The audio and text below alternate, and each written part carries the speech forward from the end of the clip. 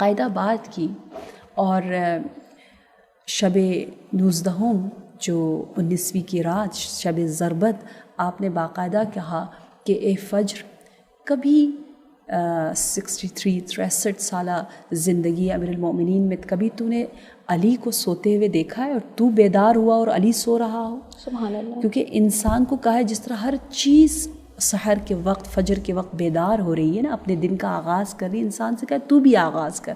اور اگر انسان سو رہا ہے اور ہر مخلوق جاگ رہی ہے تو وہ انسان کتنا بدبخت ہے، وہ اشرف کیا وہ اسفل ہو جاتا ہے.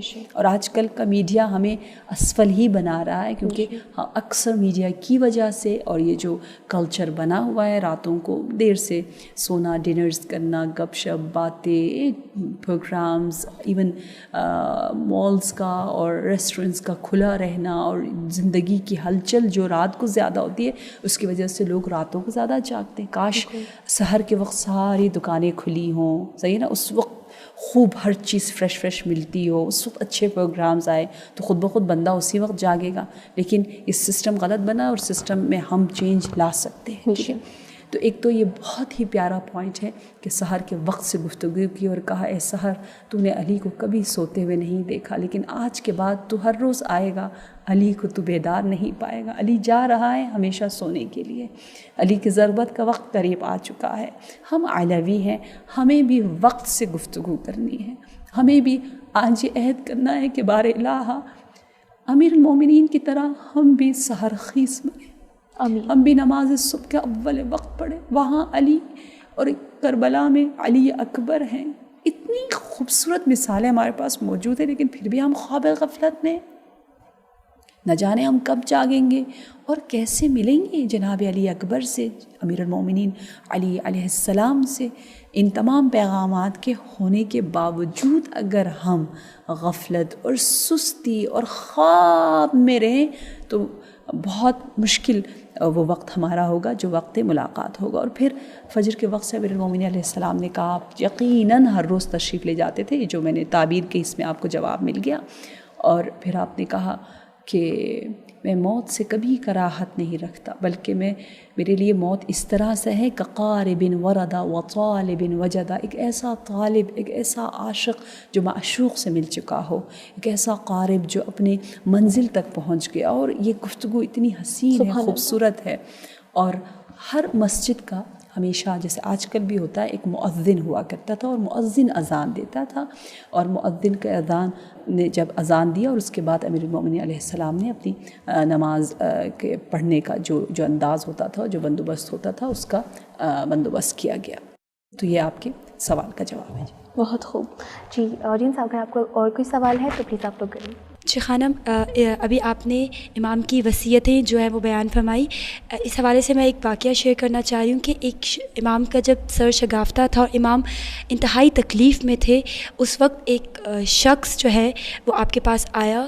تو آپ کے صحابہ نے منع کر دیا کہ امام کی طبیعت بہت خراب ہے، لیکن امام نے اس شخص کو بلایا اور امام نے کہا، اپنے صحابیوں سے کہا کہ اسے مت منع کرو، کیونکہ یہ فقہی مسائل مجھ سے پوچھنے آیا ہے اور اسے مجھے بتانے دو.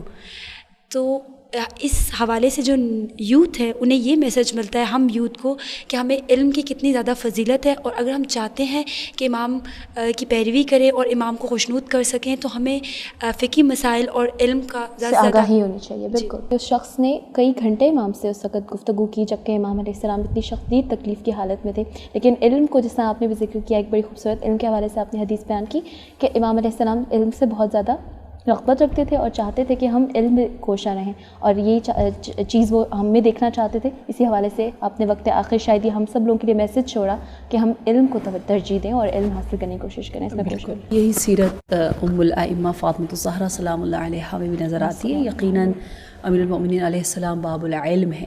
کیسے یہ باب العلم ایک لمحہ کے لیے بھی علم اور لوگوں کو فیض رسانی نہ کرے.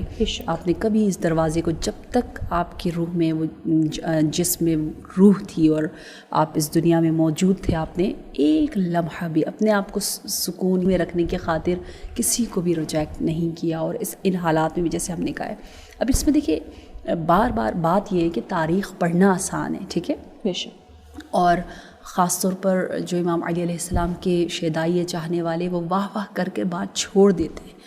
آج کے دن میں یہ پیغام ہے کہ ہم بات وہاں سے شروع ہوتی ہے جب آپ کہتے ہیں واہ ماشاء اللہ اور نعرہ لگتا ہے بلند ہوتا ہے, تو وہاں وہ جذبہ اجاگر ہونا چاہیے کہ امیر المومنین علیہ السلام اتنا علم کے لیے کر رہے ہیں. ایک لمحہ اور ان کرٹیکل سچویشن میں بھی آپ نے بالکل بھی اس حسین کام کو نہیں چھوڑا, تو میں کیا کر رہی ہوں. جیسا حضرت فاطمہ الزہرا کا میں نے آپ کو بتایا کہ خاتون آئی 10 سے زیادہ کویشچنس کیے, آپ الٹا آپ نے خوشی کا اظہار کیا, آپ نے روکا نہیں بلکہ اور زیادہ پوچھنے کی طرف تشویق کی, انکریج کیا.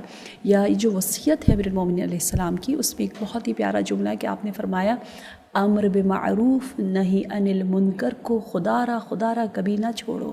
اللہ اللہ فی القرآن ڈسپلن آرگنائزیشن کے لیے امیر المومنین علیہ السلام نے فرمایا خدا را یعنی میں تمہیں خدا کا واسطہ دیتا ہوں. یہ الفاظ وصیت میں ہیں, خدا را ڈسپلن کو, نظم کو کبھی نہ چھوڑو, اس کے بغیر تم کامیاب نہیں ہوں گے. اللہ اللہ فی القرآن, خدا را کتاب الہی ہے, اللہ رب ذوالجلال کی کتاب ہے, اس کو چھوڑ کے خوش جینا چاہتے ہو, امپاسبل.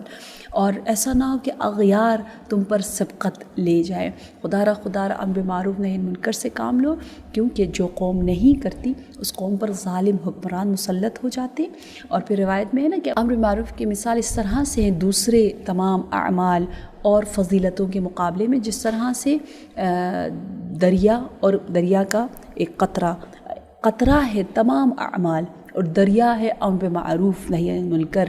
تو امر بالمعروف یعنی نیکی کا حکم کرنا, بتانا, جیسے آپ نے اس جوان کو ویلکم کیا, بلایا اس ضربت کی حالت میں اور کہا آؤ میں تمہیں نیکی کا حکم دینا چاہتا ہوں, فقہی سوالات کا جواب دینا چاہتا ہوں, جو پوچھنا ہے پوچھو, آخر تک من المہد الی اللحد, جو ہمیں علم کے ساتھ زندگی گزارنی ہے اس کی بہترین مثال باب العلم شاہ ولایت امیر المؤمنین ہمیں دیتے ہوئے نظر آ رہے ہیں.